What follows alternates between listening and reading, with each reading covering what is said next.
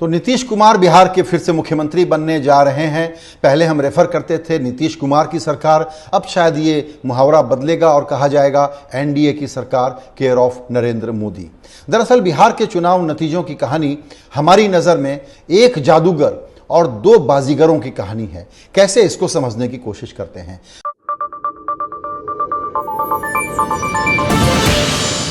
जादूगर की कहानी इसलिए है कि नीतीश बाबू के खिलाफ थर्ड टाइम इनकम्बेंसी का माहौल था, कोविड था, बेरोजगारी का मुद्दा था, माइग्रेंट की ट्रेजेडी का मुद्दा था, बाढ़ की समस्या थी और ऐसे में एक बहुत ही मुश्किल चुनाव में एनडीए उतरा था, जहां पर की चुनौतियां बढ़ती जा रही थी। जिस तरीके से तेजस्वी का प्रचार खुलता जा रहा था, ऐसे में क्या हुआ, ऐसे में नरेंद्र मोदी का प्रीमियम फैक्टर काम आया। एक व्यूह रचना पहले से बनाई गई जिसके तहत यह हुआ कि नरेंद्र मोदी वहां का कैंपेन थोड़ा अलग स्टाइल से करेंगे।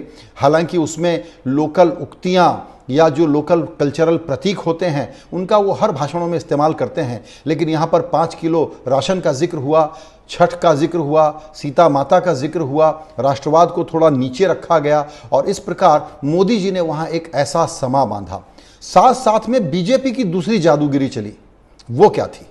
साथ में दूसरी जादूगरी चली, वो थी एनडीए के चिराग पासवान की पॉलिटिक्स और उसका खेल। यानी एक ऐसा चिराग जो घर के एक हिस्से बीजेपी का हिस्सा रोशन कर रहा था और दूसरा हिस्सा जेडीयू का, उसमें आग लगा रहा था। इसमें नीतीश बाबू की 71 से गिर करके सीटें रह गई हैं 43। इसलिए एक प्रकार से नीतीश बाबू इसमें हारे, लेकिन हार के कैसे जीते उस बाजीगरी पर हम बाद में आते हैं। जादूगरी का दूसरा हिस्सा देखिए, ओवैसी को उतारा जिसने आरजेडी के वोट काटे। आप कह सकते हैं कि ये इल्जाम है बीजेपी ने नहीं उतारा, लेकिन ऐसा कैसे होता है कि ओवैसी की सो कॉल्ड इंडिपेंडेंट पॉलिटिक्स, जो भी कुछ उससे फायदा होता है वो बीजेपी को होता है, नुकसान दूसरी अपोजिशन की पार्टियों को होता है।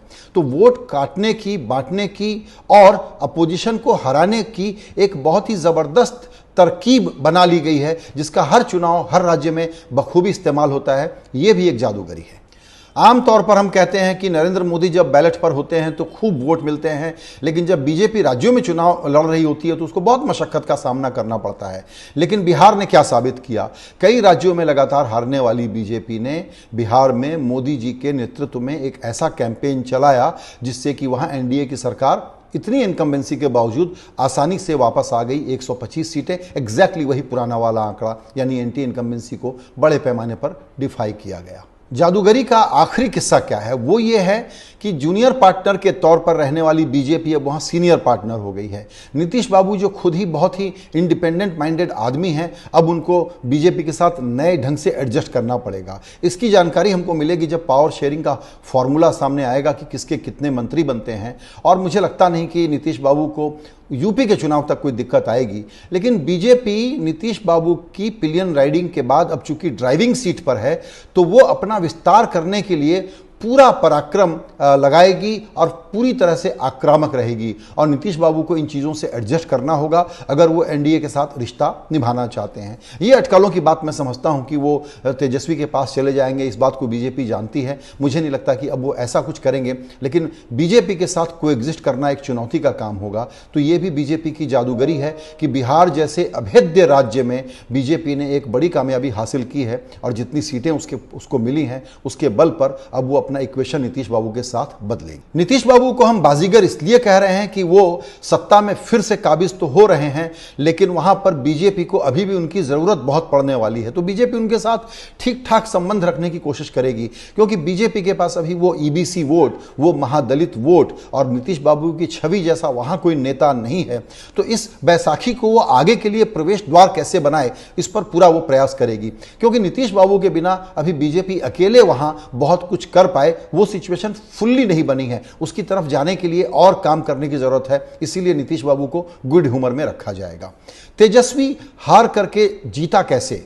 क्योंकि वो सिंगल लार्जेस्ट पार्टी बन करके आरजेडी को लेकर के आने में सफल हुए और उसके अलावा कड़ी चुनौती दी, कड़ा मुकाबला किया और अपना जनाधार भी करीब करीब उतना ही रिपीट करने में सफल हो गए। सीटों के टर्म में भी, वोट शेयर के टर्म में भी जितना पहले रहा था। नीतीश बाबू का भी देख लीजिए, उनका वोट शेयर जो है वो 1% गिरा है, 17.25% से गिर करके 15.5% के आसपास उनका वोट शेयर आया है। बीजेपी का वोट शेयर जितना था करीब करीब उस पर वो काबिज है, थोड़े से नुकसान के साथ। अगर हम 2019 से तुलना करें तो ये चुनाव इस मामले में कमाल का था कि वोट शेयर लोगों ने अपना होल्ड किए रखा, लेकिन सीटों का पूरा गणित बदल गया थैंक्स टू चिराग, ओवैसी और दूसरे वोट कटर। इस चुनाव की दो और खास बातें हैं, जिसमें एक तो पुरानी बात है, सुन सुन करके हम बोर हो गए हैं। वो है कि कांग्रेस खुद के लिए और दूसरों के लिए लगातार लायबिलिटी बनती जा रही है, बोझ बनती जा रही है, और चुनाव की धरती पर वो बोझ न रहे उसके लिए उसको तरकीब ढूंढनी पड़ेगी। लेकिन तेजस्वी ने जो CPI-ML के साथ एक अलायंस किया, उसने ये बताया, और ये इतना अच्छा एक तरीके का गठजोड़ था जिसमें CPI-ML ने और पूरी लेफ्ट पार्टियों ने 18-20 के आसपास सीटें जीती हैं। तो इससे ये पता चलता है कि लेफ्ट की पॉलिटिक्स जिंदा है, उस आइडियोलॉजी पर छोटे छोटे पॉकेट्स हैं जहां पर अभी भी लोगों को भरोसा रहता है। जाहिर है कि बीजेपी को ये बात जब बिहार में अब एक नया प्रोग्राम लेके जाने वाली है तो उसको पचेगी नहीं। ये स्पेस भी बड़ा इंटरेस्टिंग होगा, इसको वॉच करने की ज़रूरत है। अंत में मैं यही कहना चाहता हूं कि बीजेपी का जो चुनाव का फाइन आर्ट है वो इस लेवल तक पहुंच गया है कि उसको अपोजिशन वाले अभी तक समझने को तैयार नहीं है। हम जो कहते हैं ना, हर वक्त मोदी मोदी सुनते रहते हैं, ये है वोटर आउटरीच का हिस्सा। बूथ मैनेजमेंट से लेके मैक्रो इश्यूज तक बीजेपी की जो मेहनत है, वोटर तक आउटरीच है, वो कमाल की है। लेकिन विपक्ष को क्या लगता है? उनको लगता है कि पब्लिक आएगी, नाराज होगी तो हमको वोट दे देगी, हम जीत करके आ जाएंगे। बीजेपी बार बार इसको गलत साबित करती है।